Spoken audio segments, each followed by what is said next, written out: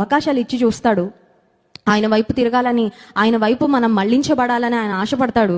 కానీ అప్పటికీ దేవుని దీర్ఘశాంతాన్ని మనం పాపం చేయడానికి ఒక లైసెన్స్గా వాడుకుంటే మాత్రం అది కుదరదు. ఇక్కడ అదే చూస్తున్నాం వాక్యంలో. దేవుడు అంటున్నాడు, మీ చేతులు రక్తంతో నిండి ఉన్నవి, మిమ్మును కడుగుకొనుడి, శుద్ధి చేసుకొనుడి. ఉదయకాల సమయంలో దేవుని బిడ్డలంగా మనం మందిరానికి ఎందుకు వచ్చామంటే చెప్పుకోవడానికే రాలేదండి. నా కష్టాలు, నా బాధలు, నా భయాలు, నాకున్న అవసరతలు అవన్నీ చెప్పుకోవడానికి నేను రాలేదు, కడుక్కోవడానికి దేవుని సన్నిధికి వచ్చాను. Hallelujah. We have come here to be washed by the word. దేవుని మందిరంలోకి ఎందుకు రావాలంటే విశ్వాసి చాలాసార్లు అనుకుంటాం అడిగేసి పొందేసుకొని వెళ్ళిపోవాలని. అదొకటే కాదండి. మందిరం అంటే ఏదో అడిగేసి ఏదో చెప్పేసుకొని బాధల నుండి విడుదల పొందుకొని, లేకపోతే కష్టాలు తీరిపోయి అవసరతలన్నిటిని పొందుకొని, ఆశీర్వాదాలన్నీ, స్వస్థతలు పొందుకొని వెళ్ళడానికే కాదు మందిరానికి వస్తుంది.